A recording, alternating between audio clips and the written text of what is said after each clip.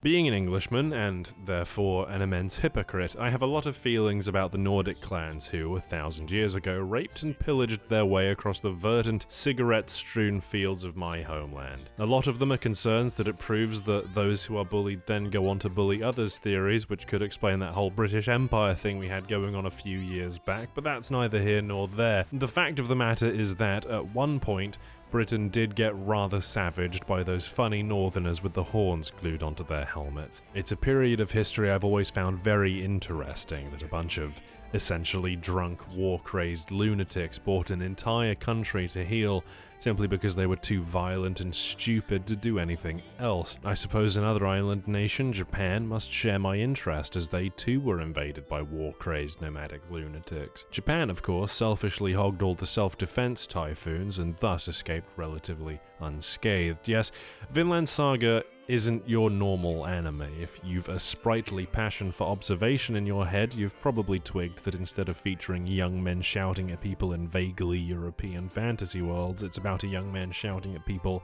in distinctly European ones. Vinland is a historical action drama type of shebang starring the dirty, war-crazed Norse horde as they brutalize their way across a divided British Isles, providing stark parallel to my recent trip to Scotland. It's an intense, violent show with a great deal of subtext, and therefore is something I expected I'd be reviewing from episode 1 onward, since I myself am intense and violent. It's also a very strange departure in tone from the previous work in the series, Vinland Saga. For authenticity's sake, I'd encourage watching the Swedish dub with English subtitles, if only to escape the reality of hearing Vikings say "Watashi wa Vikingu desu." Here's a taste.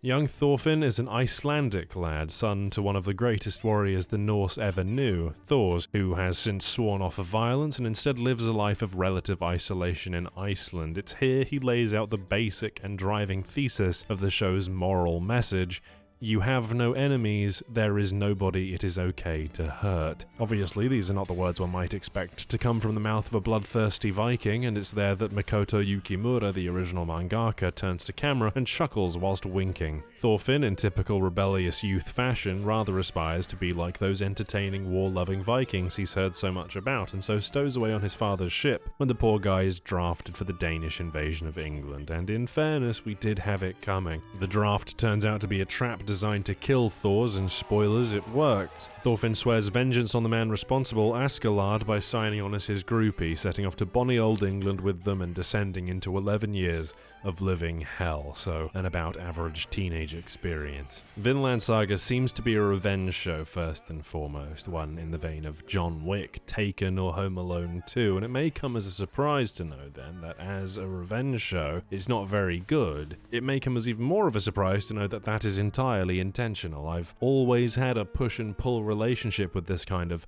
"you're not supposed to like this" intent, but it does work marvelously well for the author's intended, if ultimately rather pedestrian, theme of violence bad. Yukimura has stated in his postscripts for the source material that he wanted to explore the idea of a shonen that did not celebrate violence, where the winner was not the one who was the best at killing the people he disagreed with. He wanted to reject the very concept of might makes right that dominates the entertainment scene, and did so completely logically by placing his story in arguably one of the most might makes right crucibles mankind's ever experienced, perhaps beyond toy stores on Black Friday circa 1996. So instead of a show meant to be enjoyed in its beat-to-beat moments, as enjoyable as they can certainly be, instead we have a show with a historical bent that is meant to be viewed from our modern, ideally less war-crazed lens. Christ, I hope this doesn't age poorly. Thors' viewpoint is not especially odd to our modern eyes, which is why that exploration was by needs set in a time and a place where brute strength was the de facto measurement of one's right to survive. Where most fight to live, the Danes live to fight, and that's a very alien concept to a lot of us in the world today. There are several discussions amongst the Danes in the show about whatever this love nonsense is, for example, which is nicely juxtaposed with a priest so defeated by the world's inability opportunity to relinquish violence, he's dead drunk for 90% of his screen time. The violence in Vinland is not there for catharsis, it's there to reinforce how cruel and hellish the world these characters exist within is. Troublingly for the metaphor, however, the action can be both extraordinarily compelling and marvelously well animated. It does certainly draw you in, but it's hard to shake the feeling that Yukimura's judging eyes are upon you, chastising you for enjoying the brutality. It's like emotional entrapment. You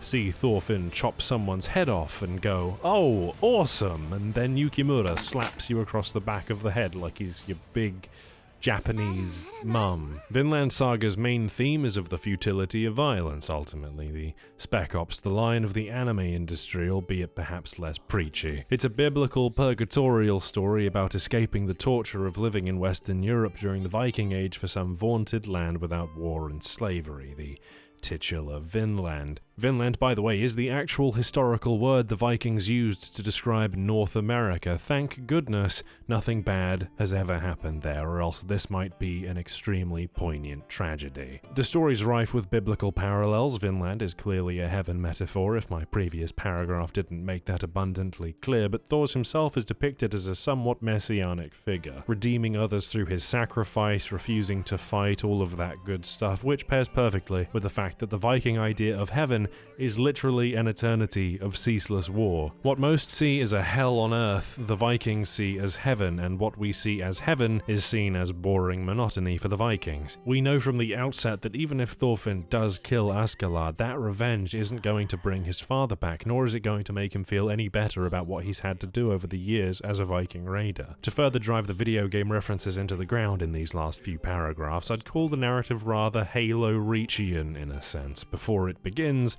you know how it ends, and it's no spoiler to say that Thorfinn's lust for revenge is not a positive influence on his life. He's an embodiment of the tragedy of the era in which he resides, a soul lost to violence which deadens him to the suffering he is constantly submerged in. His apathy and bloodlust are frustrating and heartbreaking to watch, but he's not an engaging character, and make no mistake, that is by design. He becomes a single-minded killing machine with no value for human life, which means that one quickly loses sympathy for the character.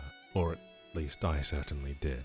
The real tragedy in Thorfinn comes from the knowledge of how he was before his fall, a la Macbeth, and just like the bloody Scot himself, I would in fact argue that he's written specifically to divest you of sympathy. Right from the outset, after betraying a family that shows him kindness in order to get revenge on a twisted imitation of family that treats him like a disposable tool, Thorfinn's quest for revenge loses all justification, although the point that Thors was trying to get across was that there really isn't ever any justification for taking a life, thus making Thorfinn's quest a misguided one from the very outset. A lot of Yukimura's postscripts present him as a very grounded, pacifistic sort of person, and you can really feel that sentiment bleeding through the violence. As always, the best way to suggest that violence may not be the right answer is simply to expose yourself to a lot of it, unless of course you're playing Doom. And thus comes one of the issues with the Vinland adaptation. In the broad strokes, Thorfinn's character is hugely tragic, but in the moment-to-moment viewing, he is a violent sociopath, and that dichotomy echoes the show as a whole. It may surprise you to learn that the name of the chapter that marks the end of this adaptation is called End of Prologue, because this is in fact not a story about revenge, but one of redemption instead. What we're seeing here are the crimes Thorfinn commits that he must later redeem himself from, meaning that the show is, in a sense, all build-up, no payoff, and this is highlighted to a ridiculous, almost comical extent with the closing of the final episode. Without spoiling too much, the closing moments of the show just stop. Imagine, for example, if Return of the King ended like this.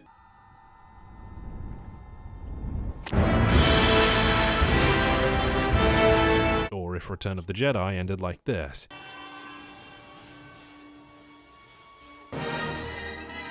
And you may have a decent idea of what to expect out of the final episode. To call it anticlimactic is both reductive and also pretty damn accurate, and I can't say I wasn't disappointed by it. despite understanding the attempts to subtly wrap up the show's emotional arc. I've experienced car crashes that were less abrupt than Vinland's ending. If you don't know what's coming next, the montage of images that make up the closing moments of Vinland will mean less than nothing to you. Now, that was a rather pointed blow against the show, and from what I've said so far, you might be thinking that you're better off avoiding Vinland Saga, at least until a second season raises its head. But I would still wholeheartedly recommend it. No, I'm not trying to trick you because I enjoy wasting your time, but rather because this is a show of themes and foils more than it is a story about any one plot. And it's in the character dynamics that Vinland shines. Askeladd is without question one of the better villains I've ever had the pleasure to encounter, and they play him masterfully. He's at once despicable, sympathetic, entertaining, pragmatic, charming, charismatic, infuriating, impressive, and monstrous, and he does carry the brunt of the emotional engagement for the duration of the prologue whilst Thorfinn's off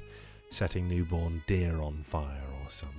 The fact that my opinion on Askeladd could and did change weekly is testament to how nuanced this buck-wild father figure is. You never quite know what he's thinking. He's definitely the most interesting character in this arc, and I had a very distinct love-hate relationship with the guy whilst watching it. We're constantly reminded that he's not a good person, but at the same time it can be hard not to like him, even if the affection is begrudging. It's really his show more than it is Thorfinn's, which is why it's good that he's presented so complexly and so well. In a way, we're also strung along by Askeladd's charisma, tricky bastard that he is, which is why Vinland is peppered with reminders that he is a monster, hell-bent on revenge, just like Thorfinn. He's just going about it a bit more tactically. He's also a very personable guy who has a believable goal too. He's a fantastic villain, if you can even call him that. Anti-hero might be a better term, but I think one of the best aspects of Vinland is that you can't really call anyone an outright villain, which of course slots right into the thesis statement of you have no enemies, there is nobody it's okay to hurt. Even the big lumbering killing machine isn't necessarily a bad person. Thorfinn himself might not be a particularly interesting character, but he acts as a central point, and in the other characters, we see the potential for him to grow into something better or something far worse than any of them. Everyone's a foil to Thorfinn in one way or another. Canute loses someone he cares about but doesn't let it consume his life. Askeladd lost someone he cares about and did, but had the guts to stoop as low as he needed to achieve that revenge. Thorkel just wants to beat people up and lives for violence. There's really a lot I'd like to go into in depth here, but with a tacit nod to spoilers, I don't want to ruin too much. And that is, in a lot of ways, the one great failing of this adaptation. Occasional use of CG Vikings notwithstanding, and ignoring the fact that evidently nobody in the production team knows how to animate a boat traditionally. Vinland will, unless you know what happens next, leave you hanging, just like my dear departed Pep Pep. And that isn't very elegant storytelling. It feels as though there ought to be a secret 25th episode, but that's not forthcoming, so your only hope for getting any kind of closure out of watching this is to either break the seal and read the manga, or hope that it sells well enough to ensure a second season. But you know as well as I that in the anime industry, quality is a distant second to how many generic anime girls with massive breasts can be squeezed onto the Blu-ray's box art, so it would be naive perhaps to trust to hope. And that does, of course, also rather hamstring my ability to review it. If you felt as though my points lacked any real punch this time around, know that the low quality of this review was born out of concern for you, the viewer, and is in no way any fault of my own. It does bear mentioning also that Vinland has a brilliant score. No particularly prominent leitmotifs of that sort, no really powerful melodies that I can recall, but I do remember consistently thinking that the score was a perfect counterpart to the goings-on of the show. Some really emotive stuff in here. Both of Vinland's EDs are phenomenal as well. AIM has always been great, of course, but I wasn't expecting Millet, I'm not sure, who some might know better as Japanese Adele, to put on such a clinic with her Drown. It really does go to show how much more mature and emotionally rich a show can seem if you put nice, cool music over the endings, and by that same token, it also completely reveals my hand when it comes to how I outro videos. Vinland Saga is a purgatorial crucible for the concept concept of vengeance as embodied by Thorfinn, and we do want to see him escape the violence he's fallen so readily into. But that's not what this arc is about. And so for the majority of this season, we instead watch as he careens off a cliff, only for a slight promise of potential redemption in the literal closing minute of the show, and for me, it was very abrupt. It's a damn fine watch, better than most anything I've seen in quite a while, and I found it tremendously refreshing, but it is still nonetheless a cut in the middle of a scene. If you're going to watch this, you'll likely have a fantastic time, but you'll find the ending a lot less jarring if you keep in mind you're watching something more akin to a prequel than anything else. In the moment-to-moment, Vinland is a hugely entertaining, emotional, intelligent, historical action drama with nuanced characters who are as despicable as they are entertaining to watch, but in the grander scheme of things, it's an exploration of the futility inherent in all conflict, and it's only by looking at the series as a whole that comes to the forefront. But it is also fun to see the people get hacked apart by the funny man with the big axes. Now, I do want to make it clear that I think this is a pretty fucking fantastic show. Wait, can't say that. YouTube censors. Christ! Oh, I gotta appeal to the kids now. Speaking of appealing to the kids, that's a weird sentence. I'm on Twitch, occasionally and frequently, if you'd like to join me. Twitch TV/Aaox. If you'd like to see me struggle with basic concepts whilst playing video games from 23 years ago, that's the place to go. Suck my... There's a wall there. I'm so happy you brought my baby back. Now, as a save state, gotta be able to reload this for a rainy day. I've had enough. I've fucking had enough. This stream is intended for mature audiences. I do also have a Patreon if you'd be so inclined, but of course no pressure whatsoever. I understand it's been 3 months since the last video, so fair's fair. But of course I would massively appreciate any and all support. But if you do decide to watch Vinland Saga, I hope you have an absolutely fantastic time like I did. If not, more power to you. And I'm sure that Ishizoku Reviewers is... I'm sure it's fine. I'm sure it's fine.